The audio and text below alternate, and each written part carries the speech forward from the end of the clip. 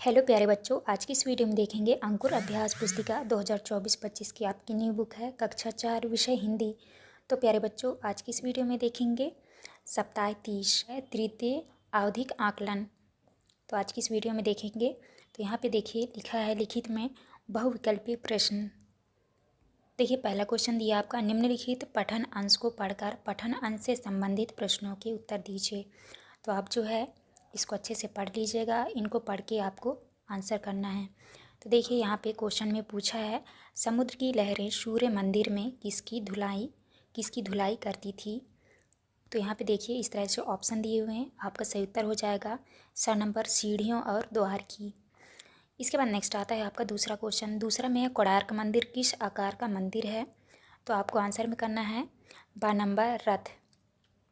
तीसरे में है यहाँ 7 विशाल घोड़ों की मूर्तियाँ हैं, वाक्य में विशेषण है। तो आपका उत्तर हो जाएगा आ नंबर विशाल। तो आप इस तरह कर लीजिएगा। इसके बाद नेक्स्ट आता है आपका चौथा क्वेश्चन। चौथे में है सूर्य शब्द का दूसरा नाम है। तो आपको उत्तर में करना है बा नंबर भास्कर। इसके बाद है पाँचवा क्वेश्चन। पाँचवें में है अस्तबल किसका निवास स्थान है। तो आपको उत्तर में करना है दा नंबर घोड़ा। इसके बाद आता है आपका दूसरा क्वेश्चन। दूसरा में पूछा है नीचे दिए गए शब्दों में से उचित शब्द चुनकर रिक्त स्थानों की पूर्ति कीजिए। तो यहाँ पे आपको जो है खाली स्थान भरनी है। तो पहले में आपको भरना है रविंद्रनाथ के पिता का नाम देवेंद्रनाथ था। तो यहाँ पे आपको भरना है देवेंद्रनाथ। दूसरे में है वृक्ष फूल और फल देकर भलाई करते हैं। तो यहाँ पे आपको भरना है भलाई।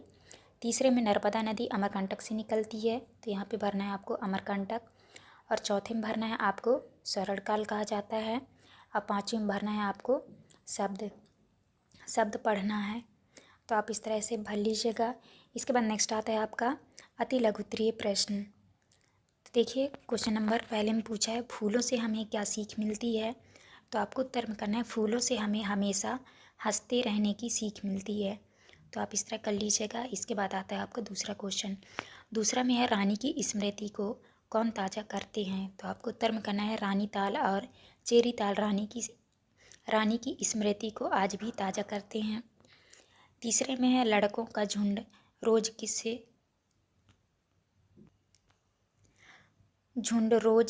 किसे देखने जाता था। तो आपको उत्तर में करना है लड़कों का झुंड जानवरों को देखने जाता था। इसके बाद आता है आपका नेक्स्ट क्वेश्चन। चौथे में है बचपन से रानी दुर्गावती की किस कार्य में विशेष रुचि थी। तो आपको उत्तर में करना है अस्त्र शस्त्र चलाने एवं घुड़सवारी करने में उनकी विशेष रुचि थी। पाँचवें में है कला प्रदर्शनी में किसकी कलाओं को दिखाया गया था। तो आपको उत्तर में करना है कला प्रदर्शनी में मध्य प्रदेश की जनजाति कलाओं को दिखाया गया। छठवें में है निम्नलिखित शब्द समूह के लिए एक शब्द लिखिए। तो यहाँ पे देखिए लिखा है तप करने वाला। तो यहाँ पे हो जाएगा आपका तपस्वी। बहुत डरने वाला। तो यहाँ हो जाएगा आपका डरपोक। तो आप इस तरह कर लीजिएगा। इसके बाद आता है आपका चौथा क्वेश्चन। चौथे में है हम ईश्वर से प्रार्थना द्वारा क्या क्या मांग सकते हैं। तो आपको उत्तर में करना है हम ईश्वर से प्रार्थना द्वारा शक्ति बुद्धि एवं आशीर्वाद मांग सकते हैं। इसके बाद नेक्स्ट क्वेश्चन आता है आपका दूसरा, नर्मदा मैया दुखी कब हो जाती है। तो आपको उत्तर में करना है जब उनके जल को लोग दूषित करते हैं तब नर्मदा मैया दुखी हो जाती है। तीसरे में है आप सर्कस के बारे में क्या जानते हैं। तो आपको उत्तर में करना है सर्कस में नए नए खेल दिखाए जाते हैं एवं बहुत से जानवर होते हैं। चौथा क्वेश्चन में है पेड़ों के जीवन के लिए कौन कौन सी चीज़ें आवश्यक है। तो आपको उत्तर में करना है पेड़ों के लिए पानी मिट्टी सूर्य का प्रकाश एवं भोजन आवश्यक है। इसके बाद नेक्स्ट आता है आपका पाँचवा क्वेश्चन। पाँचवें में है शरीर को साफ रखने के लिए हमें क्या क्या करना चाहिए। तो आपको उत्तर में करना है हमें प्रतिदिन नहाना चाहिए एवं स्वच्छ कपड़े पहनना चाहिए। इसके बाद छठवें में है निम्नलिखित वाक्यों में सर्वनाम शब्द छाँट कर लिखिए। तो यहाँ पे आपको सर्वनाम शब्द छाँट के लिखना है। तो पहले में लिखना है आपको वह, दूसरे में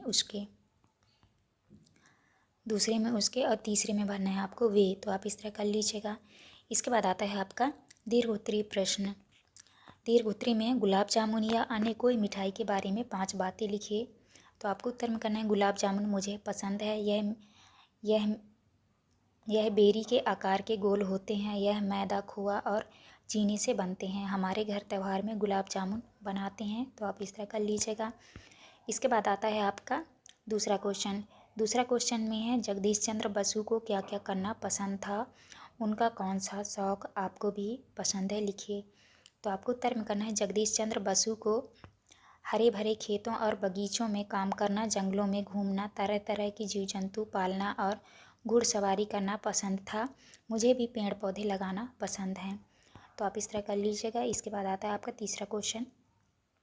तो तीसरा क्वेश्चन के उत्तर में आपको करना है विजय सरल स्वभाव का बच्चा था, दूसरों की सेवा करना उसे अच्छा लगता था।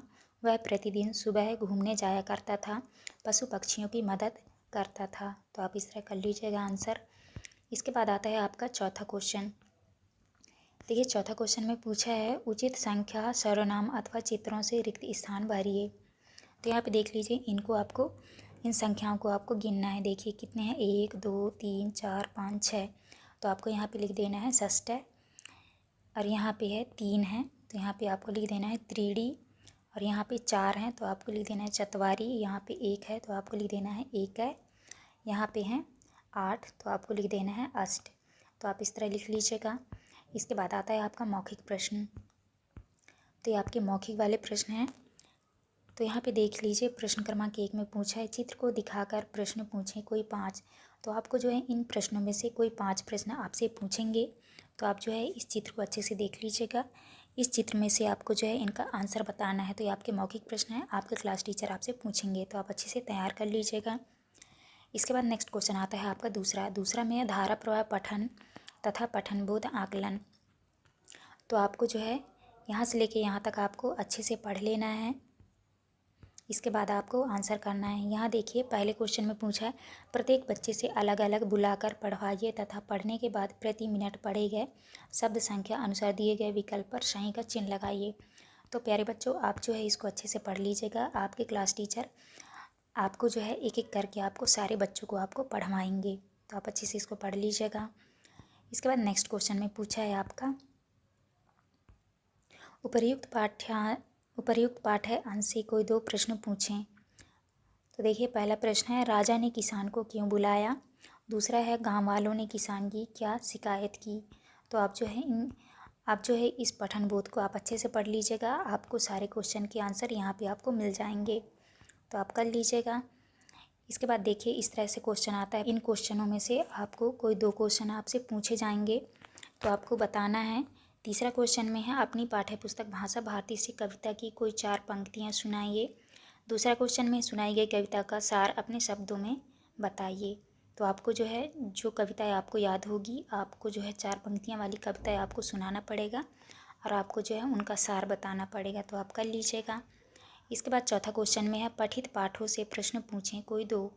तो आपको जो है इन प्रश्नों में से आपसे कोई 2 प्रश्न आपसे पूछेंगे, तो आप जो है अच्छे से कर लीजिएगा।